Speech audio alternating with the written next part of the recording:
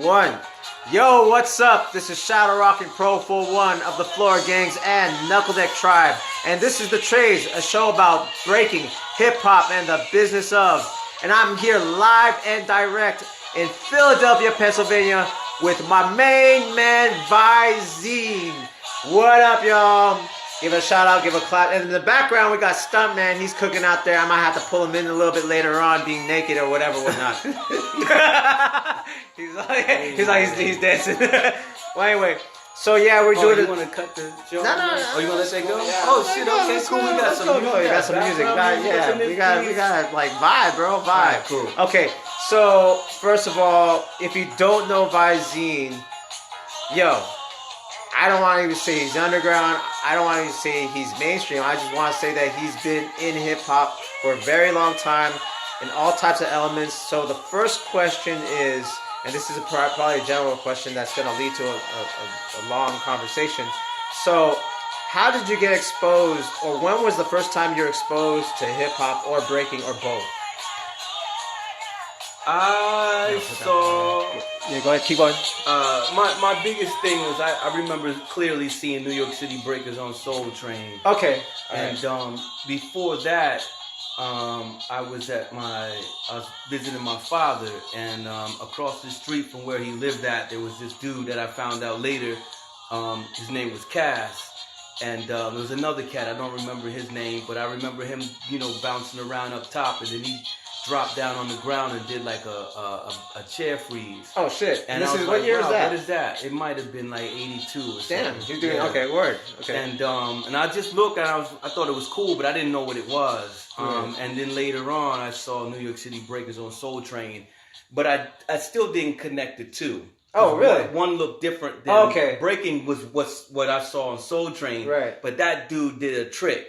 Yeah. Just like he would do a back tuck or a handspring or something. Word. Looked like that. Okay, so I didn't know what it was. And then later on I realized, he must have been breaking. Right. Yeah. So it was around that time, 82, 83. Before that, it was just like fucking disco. Right. You know what I mean? It was Rapper's Delight. Right, I think that might have been like 78, 79 or something. Yeah. And then everybody was excited about, Rapper's Delight and hip hop. So we tried to rhyme. We memorized the song. We used to carry around a little tape recorder, the little square rectangle tape recorder, and record raps and, just messing around with my cousin and my brother, and that was it, man. But was it like married to? So was like the music married to the dance for you, or was it separate? It was totally you looked at separate. it like separate. Okay, word. It was totally separate. And then it just went from there. Like I never connected both of them things, man. I didn't connect hip hop to breaking or whatever. I just saw it. Right. Boom, like out of nowhere. Right. It just happened. Yeah, crazy. You know what I mean? Yeah. And I don't remember anything leading up to that at all. I remember seeing the moonwalk. My uncle and his brother-in-law, actually became his brother-in-law later, Rob, would do the moonwalk. Right. And they saw the moonwalk on Soul Train as well. Okay, yeah, that they makes could sense. do that on concrete. It was like, wow, there was another trick though. Right. I didn't connect that to anything. It was just like, look what I can do. Right, you know yeah. And then so were you doing that too? Where you're like, I'm gonna try to do a moonwalk? Were you doing like the whole break dance thing? Like, because everyone kind of did everything back then. Yeah. Nah, man, I wasn't even. I didn't see it like that. It just became like novelty. Like, look what I can do. But you didn't take it seriously. And it wasn't until my 7th grade year when I went to school. And I thought I knew something fresh. Right, yeah. But everybody was doing it already. Like all the kids that lived in the city, they were already in it, man. They were windmilling, backspin, swipes. I don't remember anybody having any footwork. They would just do this little pass around and then jump in the windmill. Maybe like what they call clockwork, whatever. That sweep was it. into like that was whatever. It. Just throw your body around in a circle and then go into windmill. And grab your nuts. That was the biggest thing, grabbing your nuts and the windmills and stuff. What year was that? That was 83. That's still 83. Okay, so a little bit after? Same time. Okay, yeah. word. Yeah, but I wasn't, there were a lot of guys, like I said, who were already advanced. Right. I lived out in the suburbs. Right, and they lived in the city. Okay. So it was easy for them to bring all that stuff from the cousins in New York and different places, and they brought that back. So that's how I was exposed to it. Crazy. And then so that was like what? So that was like your 7th grade. That was 83. 83. 83. Yeah. Were you practicing it then, like hard, or just I was. same thing, novelty? No, I started when I got in school. I started practicing hard because they were practicing hard. Right, so to be in, I thought I gotta do this too. All right. But I'd go home. I'd go to a friend's house and I'd practice, and then I'd go back to school. When I felt I was ready, I'd try to jump in, and I was like, nah, I'm not. I was just too intimidated because these guys. I mean, everybody had windmills. Everybody had windmills. Right. And so I kept doing that. I would go hide somewhere and away from everyone. I'd practice with my man Preston and Maynard and Gary Gnu. Gary Gnu. Yeah, my man Richie Anderson, Stan Suspect, Steve Shawn. I still remember all these dudes. Right. And they were already advanced. They already had women. Like, yo, I gotta get these women. Right. And so I kept practicing, and the eighth grade happened. All the 8th graders went to high school. Right, and then me and my squad went to 8th grade. Right. And so you guys were the kings of the school. In a sense, you can say that. But Maynard went to another school. I think he went to another school. Everybody began to change schools. Yeah. Then a lot of cats got into drugs, believe it or not, early on. I mean, very early on because they were from the city. Right. So anyway, I continued to practice, and when I was like jumped out to go, look what I got. Nobody was there. Oh, shit. And I was like, yo, like, what happened to everybody? So, I began to practice the whole night. That same year, though, an article came out on, I want to say Newsweek, that some kid got hurt in a California mall. Okay, yeah. So it became a liability in the institutions. Right. So if you were caught breaking, you got suspended, expelled. Expelled. So we hid. Okay. We were like Jedi. I always talk about that. We were like Jedi. We had to hide. Or we got expelled. And so we went into hiding. And my junior high at the time used to be a high school. So the gym was down underground locker rooms, and the showers were real deep. So if you entered this way, you can go back around on the other side of the wall. Okay. And so nobody could hear you back there. Even if the teachers came in to do whatever, you could hear them because it travels. Right. So we would hear them before they heard us. Okay. So they're like, be quiet. Right. But we would still practice in the gym shower. In the gym showers for hours and lock the faculty out of the faculty cafeteria. I put that in one of my shows. Oh, shit. Okay. It was true, man. Like, we would hide. We would have to hide or get expelled. Right. And then when I went to 9th grade, it was gone. Right. That had to be like, what, 85? 85. Gone. Yeah. Gone. It was super corny. It was super played out, man. Right. But that was how I started. I got into it. And then in a matter of 2 years, man, it was just completely just 2 years. Gone. It was just 2 years. Okay. Gone. By that time, it was like, okay, can you do like the Smurf or the WAP or the? No, it wasn't even that. No. Like, no, I completely. That's all I did. But I don't know what people were doing. I was riding BMX bikes then. I was doing all kinds of stuff. Word. I mean, hip hop was not a hip hop thing. You watched Beat Street. There were guys like who were there was a Mode too, I remember. There was Danny Heath. Like, there was a lot of cats who were doing graffiti because of Beat Street and Wild Style. Yeah. But it wasn't a culture. We were all imitating a movie. Right. We were all trying to live up to what we thought this movie life was in New York City, right?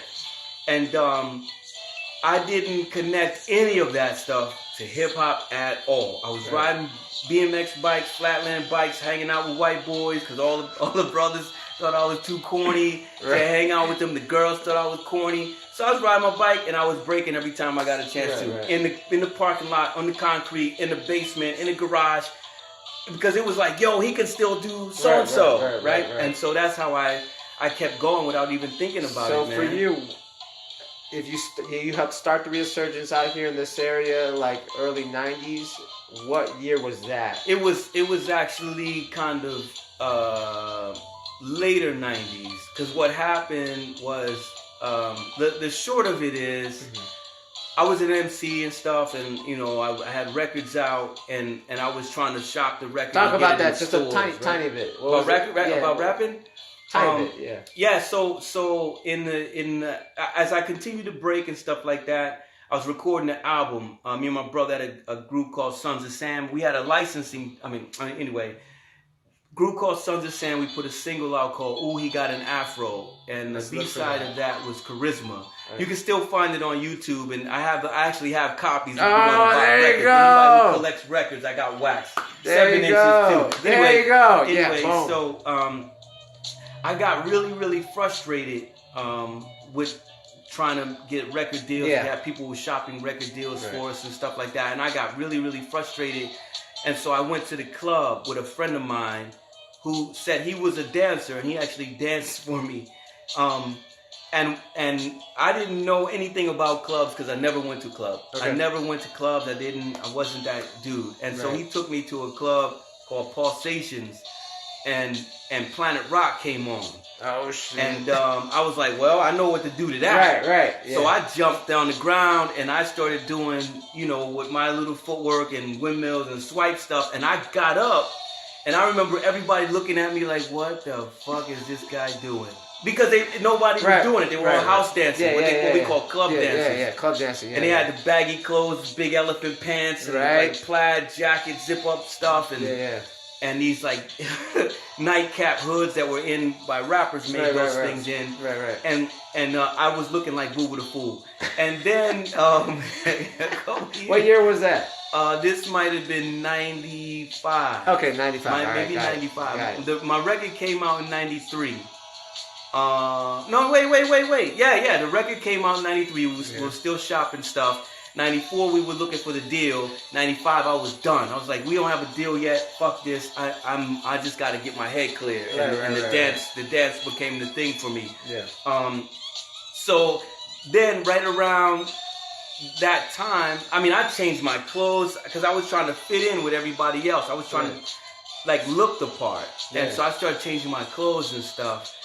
And MTV came out with that show called The Grind. New York City Breakers were on there. I'm sorry. I apologize Gremlin, for that. Rocksteady Crew was on The Grind. Yeah. Fable. And so when that show came on, I was like, holy shit! Like, this is what he's been doing. Cause I'm a Legs fan. I'm not gonna front on that. I'm a Legs fan. After B Street and all that shit was gone, I did everything I could to find out what that guy was doing, where he was at. I found magazine articles. I probably still have them. I found newspaper articles, like real obscure stuff I just come across. And I would see like interviews with him in different places. That came out, and I was like, look at this guy move. Like, this is what he's been doing, some brand new shit. Right? It just looked brand new to me. I wasn't concerned about anybody else there. It was just Legs. I saw Kenny did was amazing to me. As simple as that was, it was super hype.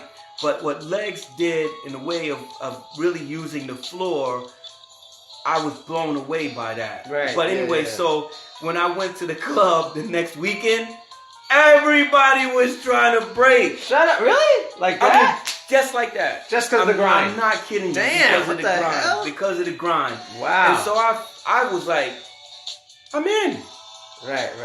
Like, now you're I advanced. can fit in. Like I'm advanced already. already. I was already there. Like 10 years is plus past these guys. Right. So I was like, no, I'm in. I feel good. So I was excited. Every week I was at the club. I was at the club Thursday, Friday, Saturday, Sunday. Damn. I worked like Monday, that. Tuesday, Wednesday, Thursday, Friday. Like that. But I was at the club Thursday, Friday, Saturday, and Sunday. Just so I could do my thing. Man. Right. And so I practiced more. I kept getting better, meeting different guys who were from different places. And it just kept pushing me, man, and pushing me. Oh, shoot. So did that, from meeting people that would go to the club, is that how you got access to, like, because like in the Bay Area, we already had a scene going on that was pretty solid in LA and stuff like that. Did you start to discover it through the guys that you're meeting at the club? I didn't ask you a question. I'm sorry. So by doing that, I ran into a dude named Cricket. Okay, Cricket. What up, Cricket? Yeah. Cricket's an incredible dancer. To me, he's one of the baddest dancers out. Regardless of what people think about him in rhythm, I don't give a fuck. He's one of the baddest dancers, period. Right. So I ran into Cricket, and he actually was part of Benny Harris Pure Movement. Okay. And at one time, I'm cutting through some stuff here to get to the point. So he ran into the Step Fiends around that same time when I started going to the club first. and what's Dave's name? Cyclone and Miss Twist were together at the time, so he invited them down to Pulsations. And when I saw them, I was like, okay, cool. That's not what I know breaking is, but they're doing some fresh shit. Right. They were doing house and good, nice routines and breaking and shit. So I thought that was cool. So anyway, Crick had, I found out, I started hanging out with Dave, hanging out with them and shit, goes back and forth to New York. And Crick had invited me to do a hip hop version of Romeo and Juliet audition for that with Randy Harris. And the first year I decided, I think it might have been like a 2-year process. The first time he was auditioning, I wasn't interested at all. I just didn't go. And then maybe a year and a half later, I decided to go to the audition. And I did. He put me in the show. So Rennie was doing these things called Philadelphia Legends. They were the beginning of this thing at that time. Yep. And so I didn't go to it, but I tried to go to it. It didn't work out, but I knew that was going on. And there was only one breaker in the company. His name was Brandon Albright, Brother Peace, who's from Philly. If you want to know any Philly history, go find him. He can tell you before I got here any of that stuff. Right. And so Ron Wood, Zen 1, shout out to Zen 1, who was doing a class, a breaking class in Philly. They were on the road. They started going on the road. Right. And when I became friends with them, I was subbing Ron's class. Oh, okay. And so in a matter of just a few weeks, I had cleared his class out. Because, again, I was already 10 years deep. Right. And then some when everybody was beginning. So the hype was, I want to learn how to break. Right. I wasn't teaching that shit. I was teaching everything on the floor. I was teaching how to take it apart, put it together, put it back together, make all these new moves and ideas with dance. They weren't ready for that. And I didn't realize that. I already did that stuff that we were interested in. I didn't know how to teach it. Right. I could only teach the way I knew. Right. And man, slowly but surely, people was dropping out of class. So I kind of like cleared the class out and everybody was talking like, he don't know how to teach, blah, blah, blah. Anyway, so I became friends with Wiggles. I'm leaving a lot of stuff out, but I became friends with Wiggles and Legs and a lot of those guys, Gump, Burn, all those dudes. Yeah. And they had bootleg Betty tapes. Right, yeah. And Wiggles had Wiggles tapes. Yep. So I was like, yo, man, I can get your videos in a store down here. It's called Inferno, which was a hip-hop shop on South Street. They had caps, paint, markers, records, anything hip-hop was in this shop. Yeah. And so Cricket worked there. Okay, word. So I connected Wiggles with the shop. First I was just getting the stuff from Wiggles and going in. I was like, yo man, just forget the middleman. Just talk to him. Yo man, those tapes came in like on a Tuesday. They were gone by Thursday. Damn. But we didn't know who bought them. Even Crick. Oh, shit. He didn't know. He was like, yo, I was here yesterday. Where are the tapes? Right. We never saw who was buying these tapes. Right. Come to find out, it was like these young cats like Side and Neil from Editing Techniques and Dom Key and Ryan. And before we knew any of those dudes, like Mike and all those dudes that later on became who they were. They were buying these tapes. And the class, Ron's class that I took over, me and Crick started the class on Wednesday night. And at Kumquat, and it just became the main place. It became the hub for breakers to come to, and that is how everything started. Right. Okay. Right. Because there was no scene in Philly. Listen. Right. You can say what you want. I was a rapper. I was going to the Troc. I was going to the Underground. I was going to Saturn. All these clubs that were in existence. Did I say the Underground and the Tunnel? All that shit. And there were no breakers. None. Right. None. Right. Absolutely none. And there were only a few DJs. I ain't going to say who they were, but there was nothing here. Right. And I got here, and I started doing my thing. Cats were coming. I reached out to dudes from New York. They were coming down. Right. Al B and them, the Zulu. I was Zulu Nation King, Zulu King. I was bringing Al B and them and the Zulu Kings from Asbury Park, the dudes from New York City, some of the cats from Virginia, and we would come up and just do the thing. Right, there was no scene here, man. Yeah. There was no scene. And I never talk about that shit because people think I be talking shit. But there Talk was it. no scene. You can even ask Ghost in them, because when I became friends with Ghost was them, still watching. they Shout would out to come Ghost. up. Ghost, come on, man. Yeah. They would come up here, and it was just us. Right. It was just us. Right. It was me and Virginia. That's it. There was no one else around. And even when, and there were straight hip hop spots. When those places shut down, it was raves. So we would go to the raves. We were always at the raves, and all the raves had all these different rooms and stuff, and you could go in and get your thing on. Anyway, so I kind of jump started the thing that was going on in Philly. Very, very little, and then it took off. It took off because of the connections that I had from going to New York and all of those things. I was also a photographer for different hip hop magazines, and so going to these places as a photographer, I was getting images.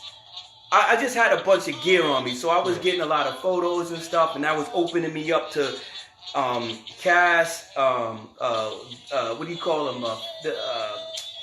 All the old rappers. I can't even think right now. I'm hyped, man. 'Cause I'll never talk about this stuff. Now, but I was getting all of this information, man, and it was allowing me into places that I would never have been able to get into. And that's how I became friends with a lot of those guys. Pee Wee Dance, I gotta give a shout out Pee Wee Dance. Shout out Pee Wee Dance. He looked out for me in more ways than one, man, and I appreciate that. Burn Gump was another one. A lot of RC was another dude, man. It was Burn, Farce, and RC. Those were the dudes that I used to see at all jams all the time. That was it. And then later on, cats started to, when you go to Rocksteady Anniversary, you saw the world. That small thing was I was passing to different places, and I would see these guys, and then I was the dude. Like, I was the guy with the flares. I was known as a power guy back then. Yeah, you should see some of those clips, man. Like, I saw some of the clips. I'm like, yo, and it's like, for me, I feel like when I come out here, even though they don't see it, because I'm outside looking in. Like, I definitely see the influence in like a lot of the b-boys and b-girls here. You know what I mean? Just that's what I know is like at least everyone has that could dance, good footwork, good magnets, good barrels, and good flares. That's what, I see that. That's what I see when I see Philly, and predominantly African American. That's another thing that Philly has over in the U.S. is like predominantly African American b-boys in one central area. Yeah. You know what I mean? Yeah. So that's new. Yeah, but this is what I'm saying. In Philly, it's like where I only saw it, where it's like central. You know what I mean? So I'm going to go to one question from online. Yeah. And then I'm going to go to my question. So I had Cullen, I think. I had B-Boy. I'm going to go for Cullen's question. Y'all got questions? Oh, I'm back down to like... That's how it goes. That's how it goes. That's how it goes. That's how it goes. Okay, B-Boy Cullen from Texas, he asks, and he's a student of Habit Choral. Oh, right on. How did you get into the scene? Oh, I said that. And how do you feel about the scene? Okay, that's a good question. So we talked about how we got into the scene. How do you feel about the scene now? In all honesty, man, I think this scene is pretty remarkable, man. Okay. There's the dance has definitely. I won't say dance. The moves have definitely evolved. The moves have evolved. And it's pretty remarkable what this stuff looks like, man. It's incredible. I can't take anything away from it. I saw and I watched the evolution over years, and if you watch certain people, you can see how things begin to connect. The next move, the next move, the next move, the next move, and I think that's how it should be. Right. What's missing though, I really feel like, is the studying of the dance and the culture. If you're gonna do something, you gotta study, man. You gotta know who's who and who did what. You embody all of that, and you become a better performer. You become a better dancer. You become a better creator. Right. If you just know your world and that's it, that's as far as it's going to go. But outside of that, I think it can be even better, man. If people really study the game, like I agree. Just the battle aspect. I think is pretty fly. You're going to have that, but just to. It doesn't have to always be a competition. You know what I mean? Get in a circle, fuck around in a circle, explore, experiment. Don't practice in a circle, but experiment in a circle, meaning like, again, it's a space where all those people are watching you. If you're into science and stuff, you know that energy that is emitting, emoting, that's coming off of people. Right. You're absorbing all of that. Yeah. So that if you own that, if your senses being as high as they are at that moment, if you take that on, you'll be super calm. Everything is going to flow. You're going to be good. People are going to share. It's not going to be like this fucking head-on thing trying to run into somebody, tickle people in the teeth. Yeah. You know, that's my or on the balls. that's my take on it. But you know, I think it's a beautiful thing right now. I love it, man. I love to watch it. I can only watch but so much, but I love to watch it. I love to be in that environment, man. And I'm inspired by it constantly. Because I perform a lot, I'm not always in that space to, you know. So be back that's there, gonna segue kind of to my question, because like to fill in the kind of the gap, you met all these guys from like the late '90s, early 2000s, hooking up with them, going to like Rocksteady Reunion, whatever, Dollar Jams that RC used to throw, and then you started doing the touring thing. You started going with Rennie Harris and started doing the tour thing. So like you honed your skills that way too, as far as performance. Yeah. So I know you said you did a few battles, and then now let's fast forward to like last November in 2019. I'm just trying to give context. You know what I mean? I'm trying to give context. You know what I mean? So you know, there's Cross announces 40 and up battle in November freestyle session, and obviously. You made it to the semifinals, right? You got to top 8 the next day. I didn't, but anyway, you should have. But whatever, yeah. So you were on there, and now it's just like, how did it feel like coming back? Because like you haven't competed in a long time. Like maybe you did. Like I think I saw you in San Diego for Cultural 4. Like you entered. You entered with the stunts, and then so how did it feel? But that was like a really big. We're like.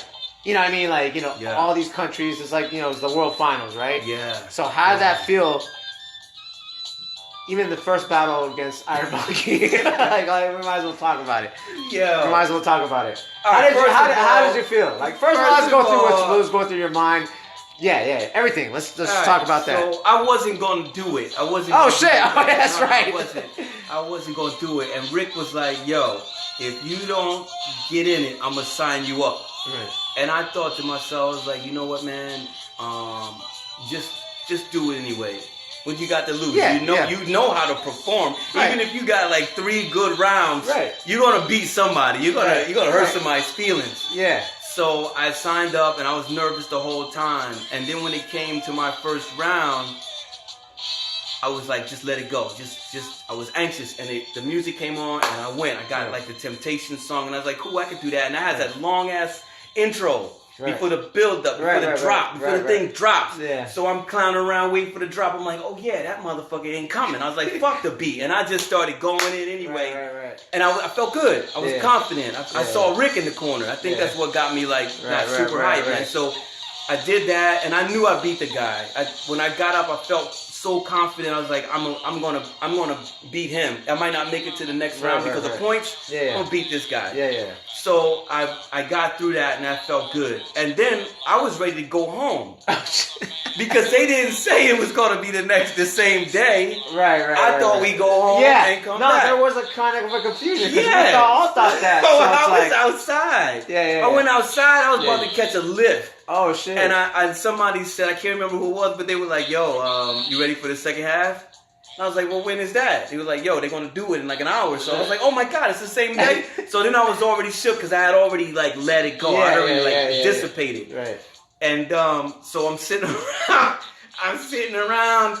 And then something said Iron Monkey, and I was like, "Oh, well, I'm out of this one." Right. I was done. Right. So I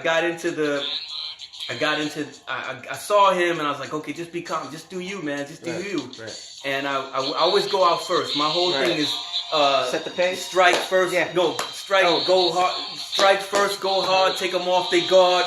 Like, it's a song too. If you wanted to Circle Traffic, check out Circle Traffic. I put all that shit in songs. Yeah. Anyway, so I went first. And I was nervous because I know Iron Monkey. Right, There's no way I can beat that guy. Yeah. He's fucking still strong. He's young, and he's like, well, he's not really young, but he's strong, and I like him too. Right. And when I saw him, I was like, wait, something's not right. Is he hurt? Like, what's going on with him? Right. And so I was like, okay, cool. Well, let's see what happens. And then they said 2 rounds. Yeah. And then I was like, okay, well, let's go 2 rounds. And then we go 2 rounds, and I was still in this place of, I can't beat this guy. Let me let it go. My confidence was shot, right? I couldn't tell. Really? Yeah, oh man, I was a done deal, man. Yeah. And but then, the thing is, you threw another round though. You did 3 yeah, because they said another round. And I but was then like, he only did 2, but you still did it. Like, and you still looked clean. I was like, oh shit. And then, you know, once they fixed that up, but still, it was kind of like you still went the... Honestly, you went the extra more than anyone else. I did. Really? We all got 2 rounds. This guy went the extra. Even Monkey only got 2 rounds. Right. So Raph officially went more rounds unless there was there any tiebreakers the next day? No, there were no tiebreakers. Okay, so he went more rounds up to the semifinals. Yeah. He went more rounds than anyone else. And then... So after that, I got home and I was like practicing. I wrote down everything. I mean, I had rounds for Rick. I had rounds for Wicked. I had rounds for everybody because I know how to battle. Right. And everything was strategy, tactical. I was ready to go. And then I get there and I'm wired up. I'm warming up. I'm working with K. K1 was showing me some stuff like just to keep my body warm. Right. And I was chilling with Arson and you know, and I know what it's like to have to battle and be around because I wrestled. Okay, you didn't hang around the dudes that you were about to wrestle. You were clean across the other side of the gym. Right. So when you saw them, you shook their hand, boom, time to go. Right. But I wasn't in that space anymore. I was just like, okay, cool. If they're friends, I can't wait to battle them. This is gonna be dope. I'm gonna have a good time. Yeah. And then we got to the floor, and they said 1 round. Yeah. And so I'm going, well, what do I do now? What set do I do? Right. So I did a mess of everything, and nothing gelled. Absolutely nothing gelled. And I'm gonna say this, and I hope Arson's watching. I can beat Arson. That's a lot of people I can beat. Damn. I'm not kidding. I'll put money on it. And I love you, man. You know, Arson's watching. Yo, wants to talk too. I love the brother. But I know what I'm capable of, and I can beat Arson. And I fucking fell apart. Right. Nothing worked, man. Nothing worked. I kept going performance mode. What round? Right. Everybody's watching. Yeah. When I said earlier, I said about embodying everything that's going on in the circle and being relaxed and you know do the thing.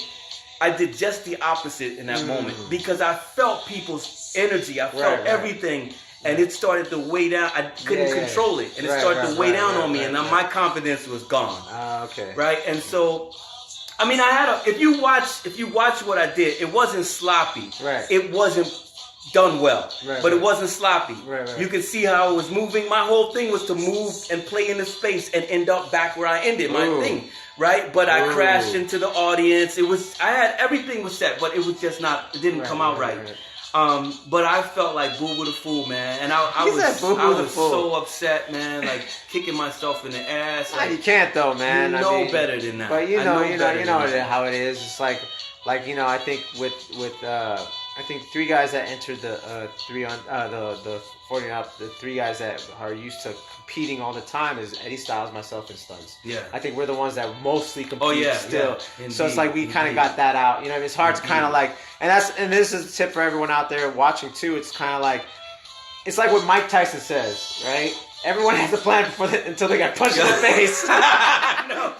It's just straight up. Exactly. And at that time, with all the skills, it doesn't matter when those lights hit. Or even Floyd Mayweather said it. Wait until those lights. Yeah. Even Mayweather says it. You know, wait until those lights. Yeah, man. That it's different. Absolutely. You can have a plan, and it's like. It does not and matter. The only thing you could do is be in that space more. Yeah. So that way, that's the best way to like go through. It's like you're just used to being in that space versus like if you're not consistently in that space. Yeah. That's why I said there's a lot of dudes that are dope in the garage.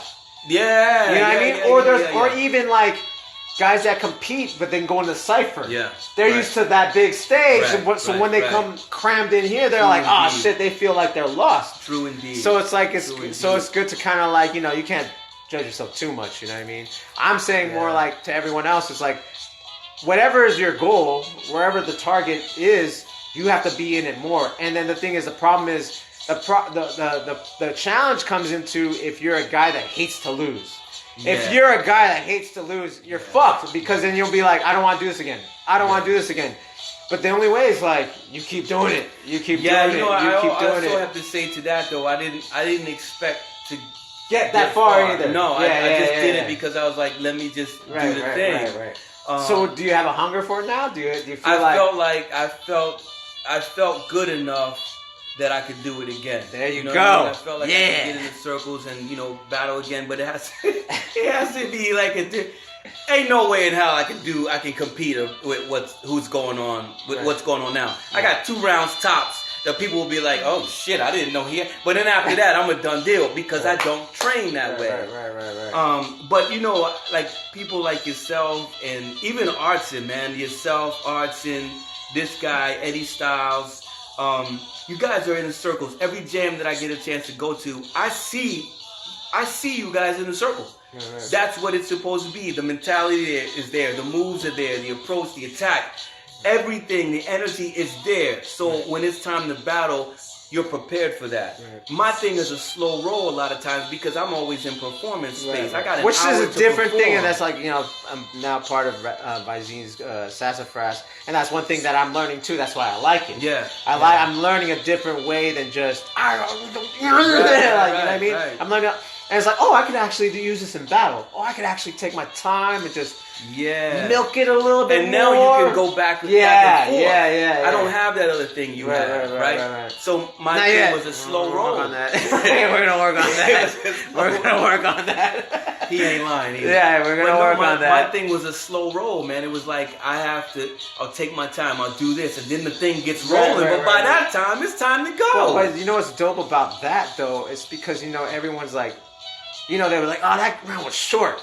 But if you have that, you can actually extend the time of your round, where it's you can play and be in there. Right. And I like that. That's why I like the show, and that's the next question before we sign off. It's already been 30 minutes, but hey, you know what? It's my show. I can go as long as I want.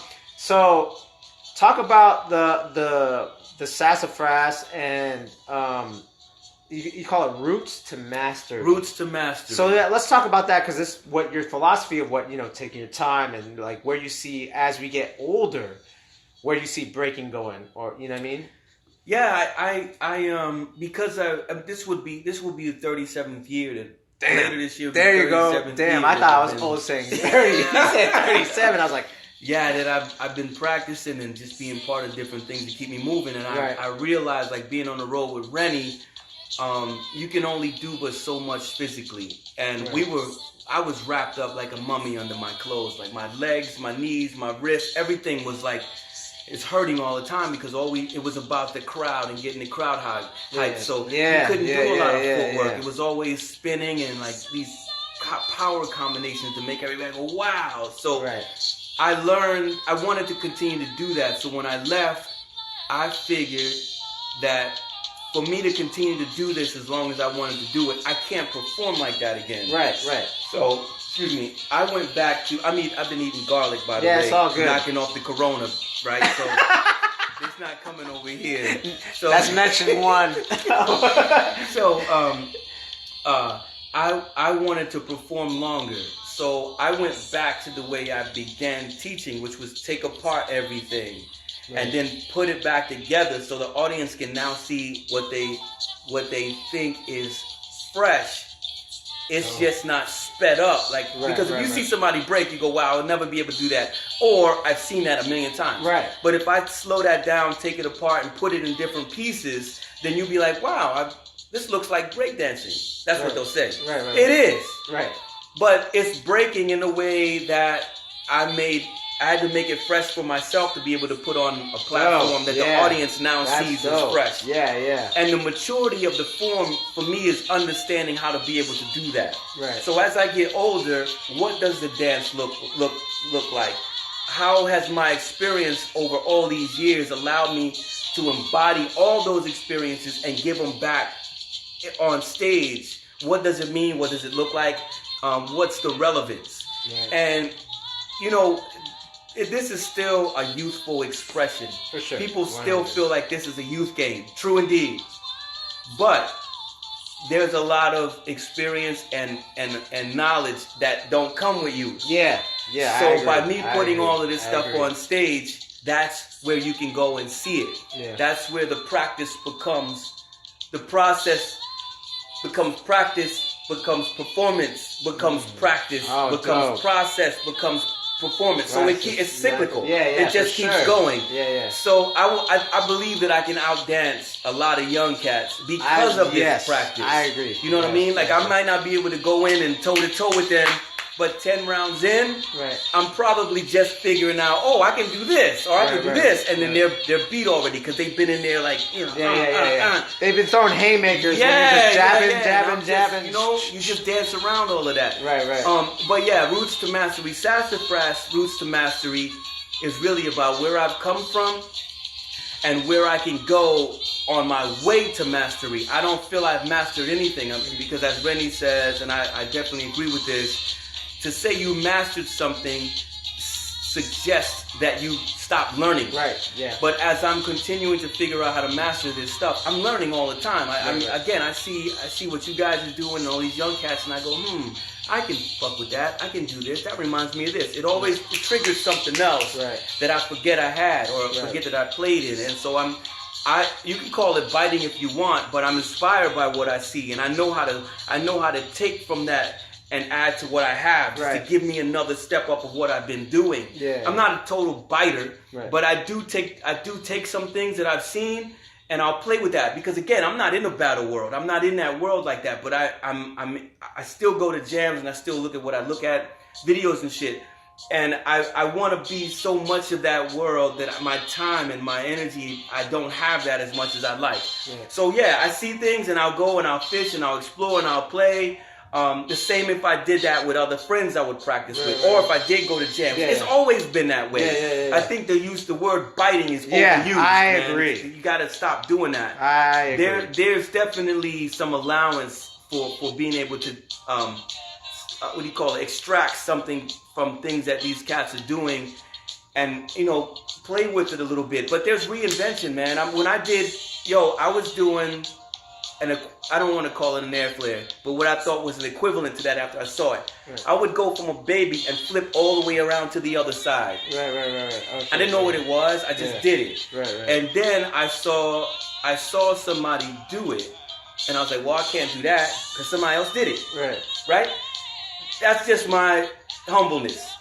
And then I was doing this thing I call a 360, where I go into a sweep and I would go around in a circle. Just the air flares like this. I was doing it like this. It was a real low, like a barrel roll, just really low.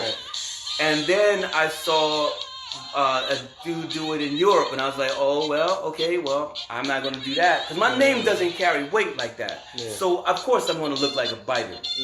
So I stopped doing a lot of things that I thought I was making up. I was just... Yo, man, this dance is so natural. I mean, that's the main thing. It is a natural thing. Yes, we are going to run into things, universally. Yeah, if you study it, you're going to... The next thing is the next thing is the next thing, and the body will fall into place. And you are going to do some things that someone else has done. And so you got to be careful about this word bite, because I did it. I was coming across things that I thought were new, and they weren't. But that's because I practiced all the time. And my body just fell into that place. I'm rambling now. Nah, he's dropping knowledge. Boom, hearts right there. But I'm going to wrap it up. Let's end it on this. So, the thing is that you said you're well, if he didn't say his age, I'm going to say you're 49 years old. You're about to be 50. 37 years in the game. So what would you suggest for longevity? I'm not sure, man. Every body is different. But I mean, for you, for you, for you, me? what worked for you to keep staying in the game and advice to kind of keep being inspired to be in it, even if it's just performing or just going to jam. Because some OGs don't even go to jam, still talk shit. You know what I mean? So, you know what I'm saying? So I mean, the biggest thing, man, was, I mean, I loved it so much. It's almost like a parent to me because it was there. Right. Every time something wasn't, the dance was always there. When I got hurt, I had a spine injury in 2007. I was hurt. I left, and I didn't want to do it anymore. But it showed up. It just would just pop up, and I'd be like, oh, yeah, okay, I'll do it again. And so it's very personal to me, which is why I continue to do it. I don't do it based on the scene's changing, the scene's whack. You know what I mean? I don't care. Yeah. The scene can be done tomorrow. I'm still going to do it because I've always kept it personal. I do it for friends who are no longer here anymore. I do it for friends that I got a chance to watch and be around, that I saw as a kid, and I got older, and they went about their life, jail, kids, family, real life kicked in. They didn't have the vision that I had. Right. So I continue to do it for them. I continue to do it for Legs and Kenny and Frosty and Fast Break and K1. I do it as a representation of all of those guys, and Burn and Gump that were there when I was there. Right? If I stop, I feel like I'm letting them down, because somebody got to keep going. Right. If this is, again, if there's no elders for the youth to look at, we fucked, man. Right. You know what I mean? So yes, I may not be in the jams, but I'm making performances and shows. I teach at universities, and I'm trying to be able to take this dance and put it in a place that these young dudes can decide. They decide to go to college and study the dance, it will be there. Right. If they decide to go and take this stuff and learn how to perform on stage and do theater work, it'll be there. Right. They don't have to like do what I did, where nobody was booking the work because they were like, he's just a breakdancer, and you can't do anything with breakdancing. Who needs another Rennie Harris pure movement? And I was fucked, man, because nobody was interested in the work. So I kept fighting, and then with the help of a partner, of course, my old partner, she convinced me that this is a traditional folk art. When I realized that, oh man, the curtains was yanked down, the windows were broken. I was like, that's all I needed to know. Right. And so now I do this as a traditional folk art to continue to move this shit forward. Yeah. Exactly, man. This is definitely, it's an American art form. And we need to be, and some people may not agree with me, but it's black dance. And if we're no longer around to say this shit, then it's not going to be there. And I'm not turning into a racist thing. Right. But we got to keep moving, man. As you get older, you got to keep moving and practicing, regardless of what your real life is. If you have a vision, man, boom, just go. Put the glasses on and go. Right. That's it. All right, that was Jim. But I like to talk. Nobody got no other questions, man. That's it. It's already 47 minutes in. Oh man, we've been talking for an hour. There you go. Let's do one more question. Let's do one more. I don't have any on my side. Yeah. Nobody like me, but it's okay, man. Yeah. Well, I think we gotta wrap it up, man. Let's see. Talk. Oh, right on. This place was great. Anyway, she's just talking about my house. Yo, thank y'all for watching. Yes, sir. So where can they find you on your social media platforms or websites, if you have one? I have a website, RaphaelXavier.org. Okay. It's a consulting company that I wanted to do. If anybody had any questions about how do you make a living at breaking outside the battle world, I can help you find local grants to apply to in your neighborhood. Hit this dude up. Go to his website. How to be articulate, which is super important. How to be articulate about what it is that you're doing, so it's not run of the mill. And you can have these conversations with people, funding organizations who are willing to give you the money for what it is that you do. So RaphaelXavier.org, Viazeen 83 on Instagram, and I think it's Raphael Xavier on Facebook as well. I also have a project I did in 2004 called Circle Traffic, which was all music geared to the b-boy circles. And I find that what's happening right now with music sounding like people beating on kitchen pots and pans and aluminum foil flags. They're not producers. I'm sorry, they are not producers. Damn! And that shit sounds horrible. But I knew it was going to happen where you couldn't play certain music because of video. So I made this CD. Again, I had a vision. I was thinking ahead. I made a CD called Circle Traffic that was targeted just for DJs. And we danced with it, and we danced with it at jams. You don't even realize. You don't even know the songs are on. And I have a new album coming out. In June called Black Duke. It's production by Large Professor. AG is on the track. Amazing Maze. Who else? Laura Finesse. Knots. This is a side that people don't know about me. Like my rap side was my rap side. So Circle that Traffic boom is bap. completely I different. heard some of it. Completely different than this album. Shit for that boom bap.